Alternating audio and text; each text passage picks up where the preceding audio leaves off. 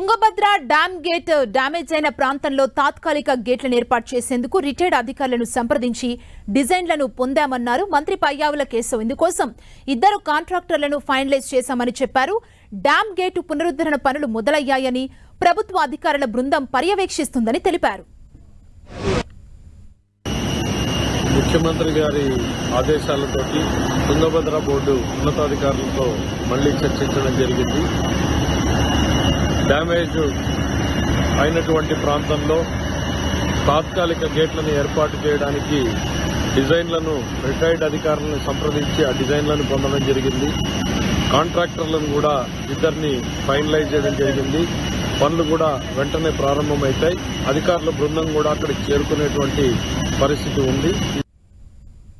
Tungabhadra dam 19వ gate కొట్టుకుపోవడంపై గల కారణాలను dam అధికారులు ప్రభుత్వానికి నివేదించారు. వరద రాకముందే అన్ని గేట్లను క్షుణ్ణంగా తనిఖీ చేసినట్లు చెప్పారు. గేట్లు పటిష్టంగా ఉన్నాయని ప్రభుత్వానికి నివేదిక ఇచ్చారు. డ్యాంకున్న గేట్లలో మధ్య గేట్లపై ఒత్తిడి పెరగడం వల్లే గేటు కొట్టుకుపోయి ఉండొచ్చని అధికారులు అంచనా వేశారు. 19వ గేటుకి ఇరువైపులా ఉన్న గేట్లపై ఒత్తిడి లేకుండా గమనిస్తున్నామన్నారు. మరోవైపు తుంగభద్ర డ్యాం 19వ గేటు కొట్టుకుపోవడంతో తాత్కాలిక గేట్ ద్వారా నీటిని ఆపగలమా లేదా అనే దానిపై నిపుణులు సమాలోచనలు చేస్తున్నారు.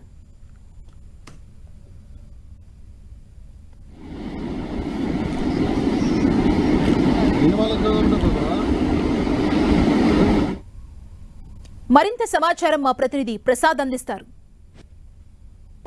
కర్ణాటక రాష్ట్రంలో ఉన్నటువంటి తుంగభద్ర డ్యాంకు సంబంధించి 33 గేట్లలో 19వ గేటు నీటిలో కొట్టకపోవడంతో మొత్తం ఆంధ్రప్రదేశ్, తెలంగాణ, కర్ణాటకకు సంబంధించిన రైతుల్లో తీవ్ర ఉత్కంఠత నెలకొన్న పరిస్థితుల్లో అక్కడ ఆంధ్రప్రదేశ్ అదేవిధంగా కర్ణాటక, తెలంగాణ రాష్ట్రాలకు సంబంధించిన ప్రత్యేకమైనటువంటి అధికార యంత్రాంగం పూర్తిగా సమాచారాన్ని సేకరిస్తుంది. అదేవిధంగా గేటు కొట్టుకుపోవడంతో ప్రత్యామ్నాయం ఎలా ఏర్పాటు చేయాలనే దానిపైన కర్ణాటక ఉప ముఖ్యమంత్రి డీకే శివకుమార్ కూడా ప్రత్యక్షంగా డ్యామ్ దగ్గరకు వెళ్ళి అధికార యంత్రాంగాన్ని పూర్తి సమాచారం తీసుకోవడం జరిగింది. ఆల్టర్నేటివ్ గేటు లేకపోవడంతోనే ఇది పెద్ద ఎత్తున రైతాంగానికి నష్టం చేకూర్చే విధంగా ఉందనేది ఆంధ్రప్రదేశ్కు సంబంధించిన ప్రజాప్రతినిధులు ఆందోళన వ్యక్తం చేస్తున్న పరిస్థితి కనిపిస్తూ ఉంది. దాదాపు 1,00,000 క్యూసెక్కులు 1వ గేటు నుండి ఏదైతే గేటు కొట్టకపోయిందో ఆ గేటు ద్వారా దాదాపు 1,00,000 క్యూసెక్కుల నీటిని దిగువకు తరలిస్తున్న సందర్భం కనిపిస్తూ ఉంది.